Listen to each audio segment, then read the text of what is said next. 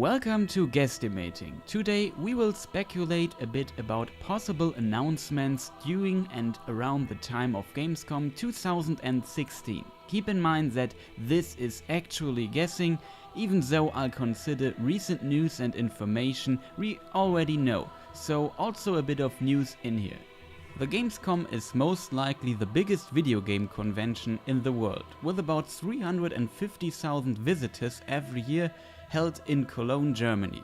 If you don't know much about it, it's more a convention for visitors, so big announcements are rare for the Gamescom. They happen on the more industry-focused convention E3 in LA. Knowing this, I don't expect any big announcements, just more about what we already know. Let us start with Final Fantasy XV. This game got actually delayed. It will not release in September. Its new release date is the 29th of November 2016. In my E3 video I already mentioned that I'm skeptical if this game will exceed the expectations even if it's good.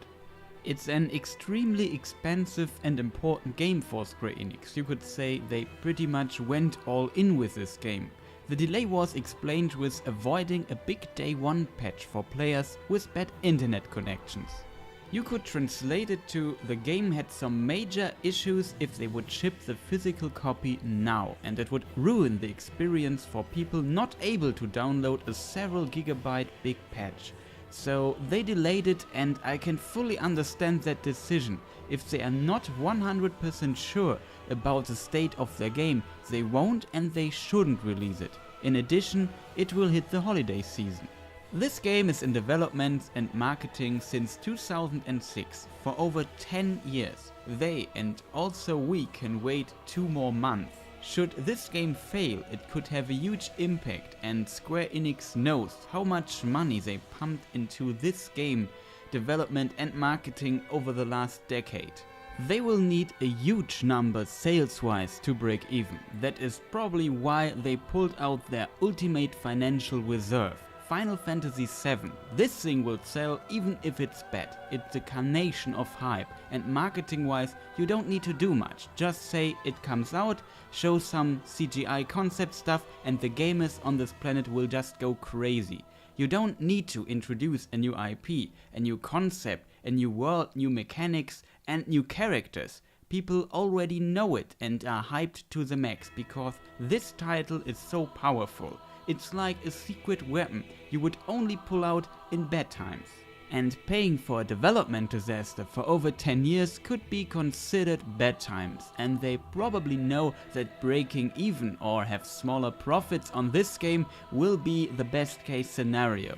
So they pulled out the Final Fantasy VII remake. In addition, with Final Fantasy VI and friends, they have more very strong titles in reserve, so Square Enix will do fine, and maybe Final Fantasy XV turns out to be an extremely successful game, who knows. I think it will be good for the most part, with some issues. Maybe the fighting mechanics won't be interesting over the long run, and the world seems a bit empty, but that could be just for demo purposes. But the bromance could work out very well, and it seems they put a lot of effort into it. It will most likely sell well, but probably not 10+ million copies, and that would be a number Square needs to actually be very successful with this game. For Gamescom I expect a bit more in-game material and a few more details on the gameplay, just to keep the hype train going. Since the release was planned for next month, they already showed us a lot of the game and we got a pretty good picture of what it will be, so I don't expect anything mind-blowing, just minor things. It will also be playable at Gamescom. Next would be the first Dark Souls 3 DLC. There are rumors that they will show something, maybe a trailer, around the Gamescom, which is very likely because it should be out in about 2 to 3 months and we know nothing yet. I would be very surprised if they have no small teaser for Gamescom ready. If not, it will be on Tokyo Game Show 2016 in 1 month, or in between both conventions. But the most likely scenario would be a small teaser at Gamescom, more information and maybe playable at Tokyo Games Show. Next on my list would be the Sunless Sea DLC Zubmariner. It will be out in October 2016, so it could be at Gamescom's indie section. I'm very interested if they could improve on some of the game's mechanical flaws a bit. It is one of my favorite games of 2015, and if you don't know Sunless Sea, maybe check it out, but it's a very special game. Then Deus Ex Mankind Divided will be out soon, so it will be playable at Gamescom. I guess we only get some more details about it because we know a lot already and it will be out next week. So it's not the right time for big surprises, I guess. Next is Endless Space 2. It was acquired by Sega and I have mixed feelings about that, since the game is very niche. I think indie fits better. Compromising gameplay to bring it to a broader audience could be a bad thing. I hope that this is not the case and Sega just helps marketing it better and bring more polish to it. I assume we could hear more about it on Gamescom, but I'm not sure since the game is, as a sci-fi turn-based 4X game, very niche. Talking about niche games, Elex, that is Piranha Bytes' new game, the developer of Gothic 1, 2 and 3 and the Risen series. They are at Gamescom and Elex will be playable there, so we will get more details. Its publisher is Nordic Games and they renamed to THQ Nordic, so you can find it at their booth. Another game there is Spellforce 3, and it's very hard to predict how well both games will do. I really hope Elex will do well, and seeing THQ again is great, but they have to prove that they can develop good games. Risen 3 was not that well received, but it was published by Deep Silver. The Austrian publisher and developer Nordic Games, now THQ Nordic, did some ports of other games and remasters of their acquired THQ IP so far. The American publisher and developer THQ went bankrupt in December 2012, and Nordic Games acquired a lot of their IPs. That's probably why they renamed recently to THQ Nordic. They also bought parts of the closed Austrian publisher JoWood Entertainment back in the day, and JoWood ruined some games in the past. Piranha Bytes had a lot of trouble with JoWood, and the disastrous release of Gothic 3 seems to be the result of it. And so the circle is complete. I hope it will work out, else it would be a disaster for the German game development scene. But I'm pretty sure we will know more about it after Gamescom.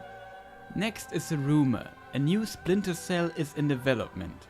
I said it won't be on E3 and I was right. Still surprised, but I don't think we will see something at Gamescom. If it's right, maybe a small teaser that says nothing or the confirmation game in development. The last games didn't do that well and Ubisoft has some trouble to some degree. It's more about getting bought by another company. So it isn't unreasonable to use strong IPs, but I'm not sure how confident they are in the Splinter Cell IP right now. At the end we have some small things. First, some of the DotA likes and Overwatch will get something new. And you can see it at Gamescom. That happened a lot in the past. So League of Legends maybe shows something about an upcoming new champion, or even more. Heroes of the Storm, maybe a new map and a teaser for some future heroes. Overwatch gets a new map called Eichenwalde. It was already announced and maybe a new hero. The international for Dota 2 was last week where they showed 2 new heroes, so I wouldn't expect something new for Gamescom. Then we have Mount Blade Bannerlords. I really liked Warband and hope they can improve in a few areas. We will definitely get new details at Gamescom. The new God of War, there are Sony guys at Gamescom, so maybe they show something for the press. It won't be playable, but maybe some new details. Another rumor is that the new City Skylines or something in this direction is in development. Since it's a smaller game, maybe we will hear something at Gamescom. Same with the Anno series and Yaga Development's Dreadnought. I could go on for hours, my list still has tons of other titles on it, but I have to wrap up my video here. I hope you found it interesting. If you would like to see more content, consider subscribing or following me on Twitter. Thank you for watching and goodbye.